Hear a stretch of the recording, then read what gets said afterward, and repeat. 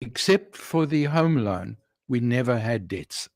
Every time my dad wanted to buy a new car, he would buy a jalopy that had already died and gone on pension.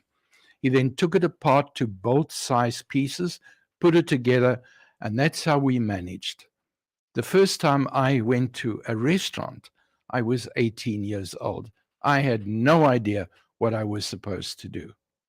But that was what I learned about finances.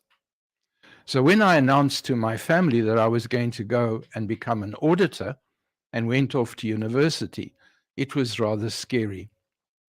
And I remember going into the bank, sitting down with a bank manager and saying to him, "You need to tell me about debt. You need to tell me how a check account works." And credit cards was a brand new uh, device then. And I said, "You need to explain how credit cards work." And that was how I had to learn about finances and about debt. Now, I remember my sister one day sitting down with me and saying that a company called Dion had just given her a credit card. And she was delighted. The first question she asked was, how much can she spend?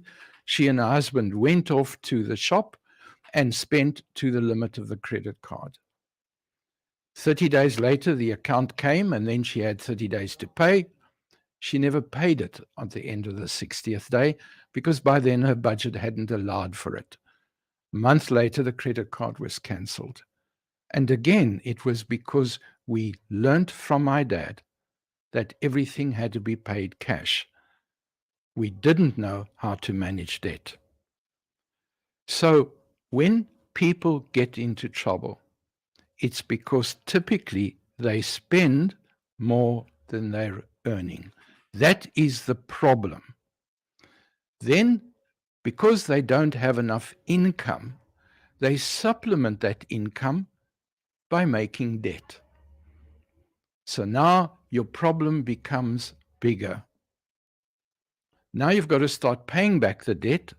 So typically people go and make more debt to pay back the earlier debt. And before long, they're paying 21% interest. And now you've lost the battle.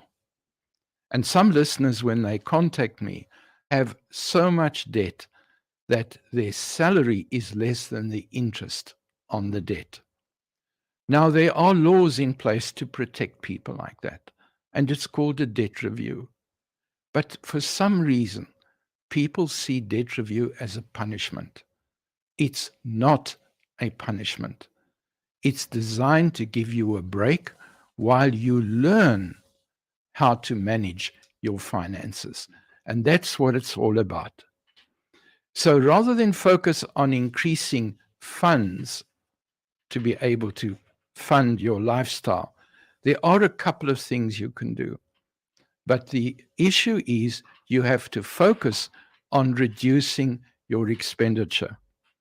So what I say to people is get your bank account out, preferably statement over 3 months, and look at those debit orders and check them out and see which of those debit orders can be changed or reduced. Now, often what people do at that point is they cancel their car insurance. That's stupid. Because guess what's going to happen 90 days later when you're at a stop street and a taxi doesn't stop? Now you're going to be saddled with a huge amount of debt. So yes, you should be looking at your car insurance, but cancellation is not the solution. At the start of COVID, I went to my insurer and I said, you need to review what you're charging me on my car. They cut my premium by 1,000 rand a month. They did not cut the benefits. So there is a lot more negotiation that you can do around your insurer, even remaining with the same company. You don't have to panic and go onto one of these other companies that are going to cut benefits. DSTV, so many of us spend so much money on DSTV. As a family, when COVID started, we just cut it out completely. And we went on to Netflix, and we went onto YouTube and we paid for the YouTube so that we could go get the advert-free version. There are things you can do. Check those debit orders. Then you do the same with credit cards.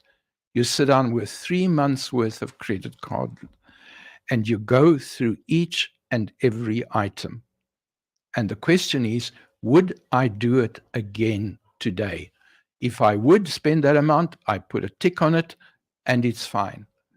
But you're going to find that between 25 and 40% of your expenditure, you can't even remember why you did that. And if you are buying groceries and trying to pay it over 6 months, you're in trouble.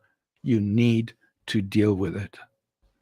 And then the last thing that really is important is you need to look at your budget. Now, a budget is supposed to be a device that you put together that allows you to have your holiday every year, to get the clothes you need, to pay for everything.